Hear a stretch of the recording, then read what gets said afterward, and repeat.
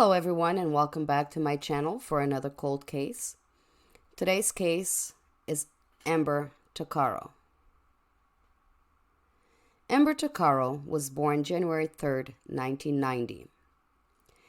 She was a member of the Mikisew Cree First Nation, and at the time of her disappearance, she was living in Fort McMurray, Alberta, with her mother and her 14-month-old son.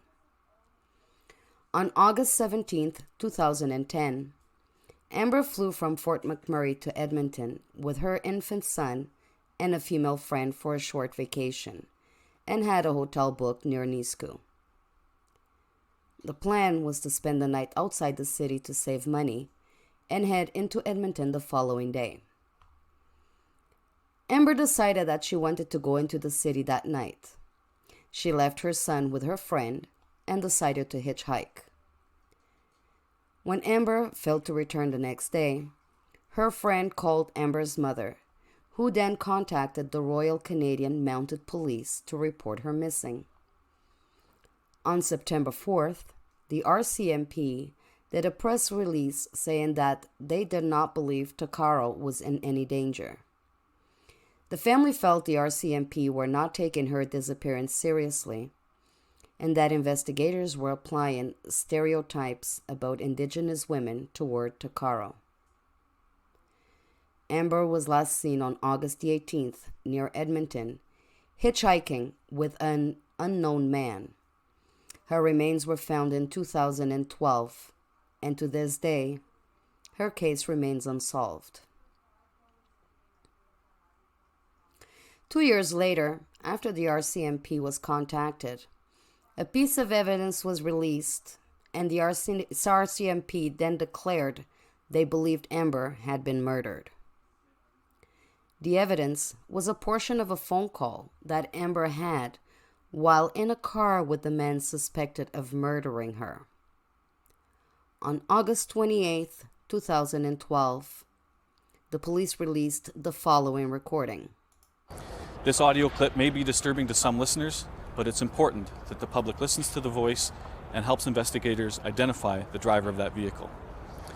In the following audio recording, you will hear two voices, that of Amber Tuccaro and the unknown male driver of the vehicle. Where are we by? We're just heading south of Beaumont, or north of Beaumont. We're heading north to Beaumont. Yo, where are we going? No, this is a... Are you fucking kidding me? You better not take me anywhere I don't want to go. I want to go into the city. Jeez. Yo, we're not going into the city, are we? We're going. No, we're not. Yes. Then where the fuck are these roads going to? 50th Street. 50th Street. Are you sure? Absolutely. Yo, where are we going? 50th Street. 50th Street? 50th Street. East, right? East. Over town. Bravo.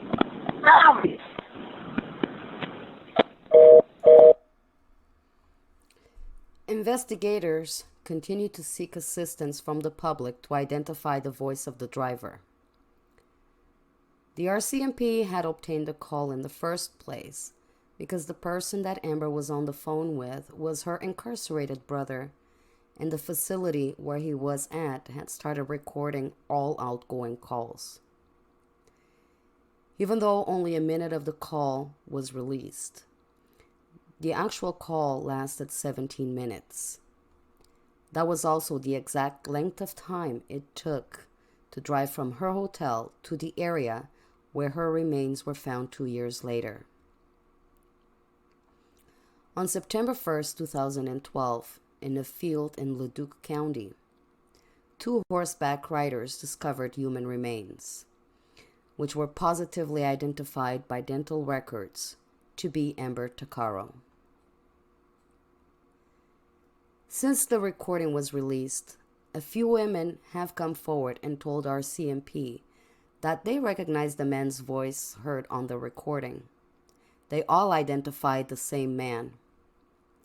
One of the women told CBC News that she knew the voice and that she had ridden with that voice on several occasions, and that she had no doubt in her mind who the person was. Despite these leads, the RCMP have said they have looked into the man, but they have ruled him out as a person of interest. On March 20th, 2014, Amber's family filed a complaint with the Civilian Review and Complaints Commission for the Royal Canadian Mounted Police.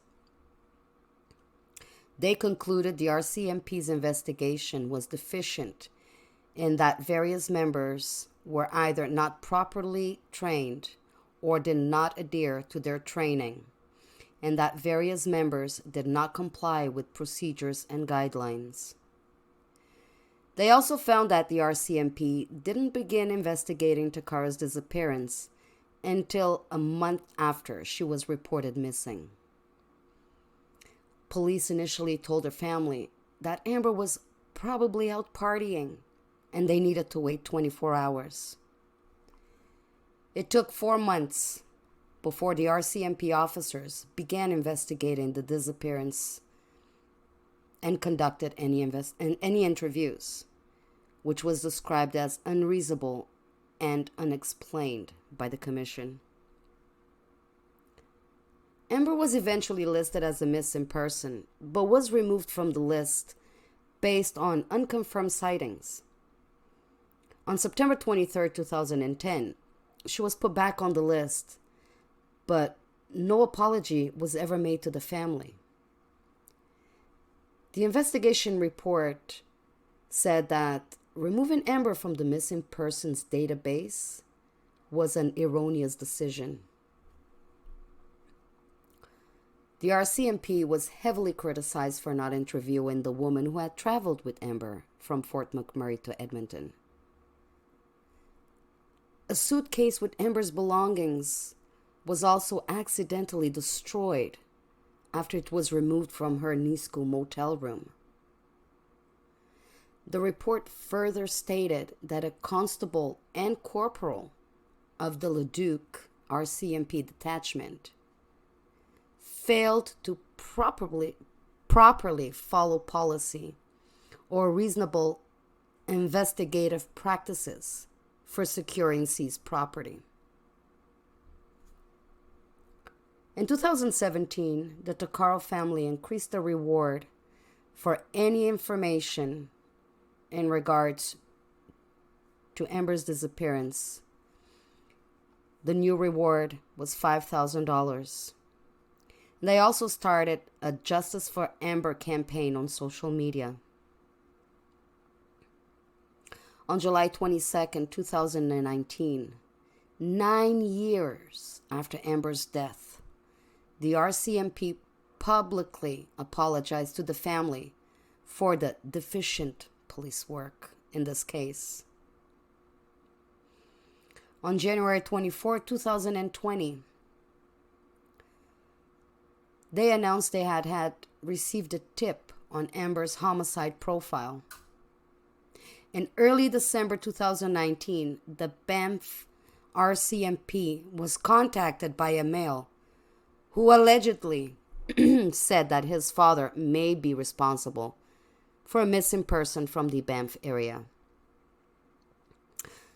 The male also stated that he believed that his father may be linked to numerous missing persons and homicide files in Alberta.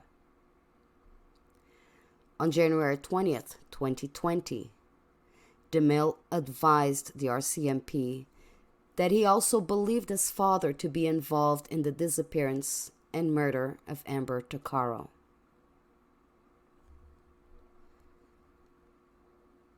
The RCMP says that they are looking into it and no conclusion has come of it yet. The Amber Tuccaro case remains under investigation. I have reached out to the Tuccaro family, but unfortunately, I have not received a reply yet.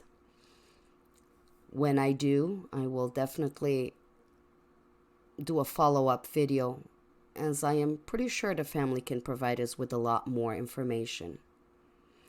In the meantime, if any of you have any information regarding Amber's murder, please contact the Alberta RCMP at 780-412-5261. Thank you for watching. And join me next time for another cold case.